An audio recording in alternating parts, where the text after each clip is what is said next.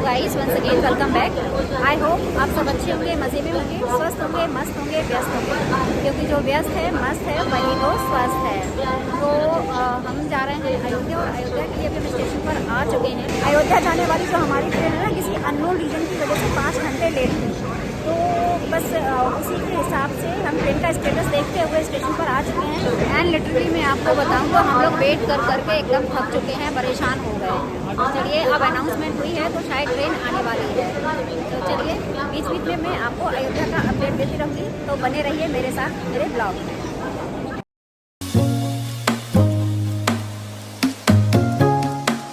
दोस्तों, फाइनली हमारी ट्रेन आ चुकी है। इस ट्रेन के मोस्टली पैसेंजर अयोध्या जा रहे हैं।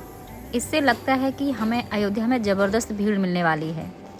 जबकि हम न्यू ईयर के 2 दिन पहले अयोध्या के लिए ये सोचकर घर से निकले थे कि हमें भीड़ ना मिले और हम बिना धक्का मुक्की के मंदिर में राम जी के दर्शन कर लें। लेकिन ट्रेन की भीड़ देखकर लगता नहीं है कि ऐसा हो पाएगा। अब तो बस दर्शन हो जाएं, यही बड़ी बात है। ट्रेन में बैठने के 1 घंटे बाद हमारा शाम का नाश्ता आ गया था, जिसमें कुछ स्नैक्स थे, और फिर उसके 1 घंटे बाद डिनर था, जो कि दाल चावल था।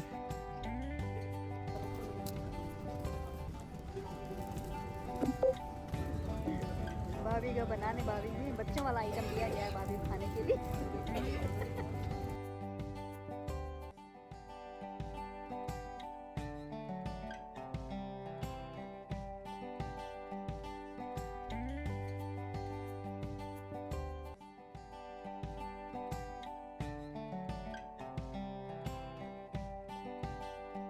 क्योंकि हमने फूड चॉइस में वेज का ऑप्शन चूज किया था, दोनों ही ऑप्शन थे वेज एंड नॉन वेज। क्योंकि हम सभी वेजिटेरियन हैं तो हमने वेज को चूज किया। तो फिर हमने दाल चावल खाया और 11 बजे के करीब हम अयोध्या पहुंच गए थे। क्योंकि ट्रेन लेट हो चुकी थी, इसलिए मंदिर के आसपास के सारे होटल्स ऑलरेडी बुक्ड हो चुके थे। तो फिर हमें बड़ी मुश्किल से ही सही पर रूम मिल गया। सिंगल रूम मिला था, तो हम सभी ने शेयरिंग में ही रूम लिया। क्योंकि रात हो चुकी थी, भटकना नहीं चाहते थे। वैसे ही हमें सिर्फ 4 घंटे ही बिताने थे। मॉर्निंग में जल्दी रेडी होकर हमें मंदिर के लिए निकलना था। सोते सोते हम लोगों को 12:30 तो बज ही गए थे।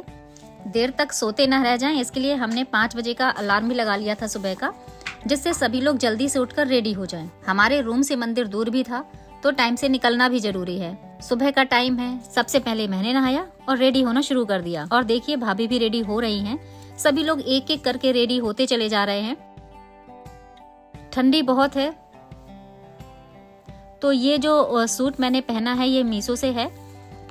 वार्म सूट है, जो कि बहुत ही प्रिटी है। इसकी जो एम्ब्रॉयडरी है वो भी बहुत फाइन और डिटेलिंग के साथ दे रखी है, एकदम अफोर्डेबल प्राइस में। हम रेडी हो चुके हैं और निकल रहे हैं सबसे पहले हनुमानगढ़ी के लिए। कहा जाता है कि हनुमान जी अयोध्या के रक्षक हैं, कप्तान हैं, इसलिए सबसे पहले उन्हीं के दर्शन किए जाते हैं। तो हम सीधे पहुंच गए थे हनुमानगढ़ी। पूरी ही अयोध्या में हर जगह बंदर ही बंदर हैं, और मुझे बंदरों से तो बहुत डर लगता है। हमने प्रसाद लिया और मंदिर की तरफ आगे बढ़ गए। आप देख सकते हैं कितनी लंबी लाइन है। धीरे धीरे लाइन में लगते हुए, भीड़ के साथ धक्के खाते हुए फाइनली हमें हनुमान जी के दर्शन हो ही गए। हम करेक्ट 7 बजे मंदिर में दर्शन के लिए लाइन में लग गए थे, और दर्शन होते होते हमको 10 बज गए थे। फिर हम निकल गए राम मंदिर की तरफ। पता है, राम मंदिर के लिए जब मैं जा रही थी, वहाँ इतनी सारी कलर्ड सुंदर सी मंदिर जैसी शेप की बहुत सारी बिल्डिंग हैं। लेकिन हम चलते ही जा रहे थे और मंदिर तक पहुँच ही नहीं रहे थे। इतनी सेफ्टी और सिक्योरिटी है। यहाँ कई चेकिंग पॉइंट्स हैं, जहाँ पर आपके सामान की चेकिंग होती है। और फिर आखिर हम मंदिर पहुँच गए, जहाँ पर आपको अपना सामान जमा कराना होगा। लॉकर रूम है। अभी भी मंदिरों में लगातार काम चल रहा है। हमारा luggage, shoes, mobile phones, smart watches सब जमा हो गए थे। फोन जमा होने से जो मेन मंदिर की क्लिप्स हैं वो मैं शूट नहीं कर पाई। और दर्शन बहुत अच्छे हुए। उम्मीद से कहीं ज्यादा लगा कि जिस लिए आए थे वो काम सफल हुआ। यहाँ भी बहुत सारे बंदर थे। तो राम मंदिर में तो आपको प्रसाद या फूल माला ले जाना अलाउड नहीं है, लेकिन हनुमानगढ़ी वाला जो प्रसाद मेरे हाथ में था, एक बंदर ने आकर मेरे कुर्ते को पकड़ लिया और बैठ गया। मैं तो पूरा डर गई थी। उसको प्रसाद दिया तो शांति से चला गया। दर्शन करने के बाद जब हम एग्जिट की तरफ निकल रहे थे तो वहीं पर हमें मिली सीता की रसोई, जहां पर सभी श्रद्धालुओं को खिचड़ी दी जा रही थी। बहुत ही टेस्टी थी। और हमने सुबह कोई ब्रेकफास्ट वगैरह नहीं किया था, धूप भी तेज लग रही थी। खिचड़ी खाकर बहुत अच्छा लगा। वहीं पर कुछ कदम चलकर कुछ शॉप्स थी जहां पर आप शॉपिंग कर सकते हैं। हर चीज मिल रही थी। कुछ इस तरह के स्टॉल्स लगे हुए थे।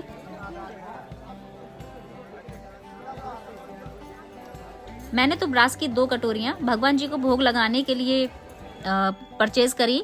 हालांकि मेरे पास 5 छोटी छोटी कटोरियां ब्रास की पहले से थी, लेकिन वो बहुत छोटी थी और मुझे थोड़े बड़े साइज में चाहिए थी, तो मुझे यहाँ मिल गई तो वो मैंने ले ली। चलते चलते हम बहुत थक गए थे, तो एक जगह थोड़ी देर बैठकर रेस्ट किया। और ये है कमरख, जो कि बहुत खट्टा है और टेस्टी भी बहुत है। मैं इसको पहली बार खा रही हूँ, लेकिन खाकर मजा ही आ गया।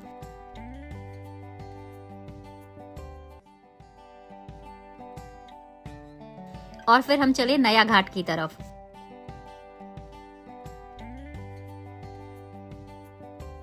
सरयू की लहरें बहुत तेज थीं।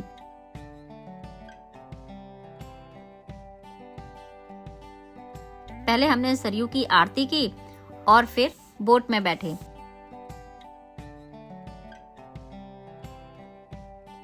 इतनी ठंडी हवा नदी के बाहर नहीं लग रही थी, लेकिन बोट में बहुत ही ठंडी लग रही थी। हाथ एकदम ठंडे हो गए थे। और बोट में चढ़ने के लिए शायद ये कुछ प्लास्टिक की केन्स टाइप की थी, जिनसे बोट तक पहुंचने के लिए एक पुल टाइप का बना रखा था। बोट में बैठकर बहुत अच्छा लगा, मजा भी आया।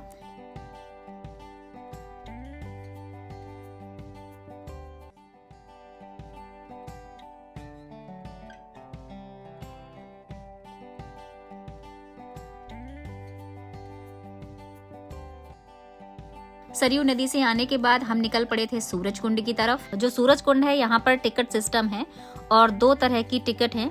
एक जिसमें आप सिर्फ पार्क तक ही जा सकते हो और दूसरा जिसमें आप सूरज कुंड तक और सूर्य मंदिर तक अंदर जा सकते हो। हमने टिकट ली और पहुंच गए कुंड तक।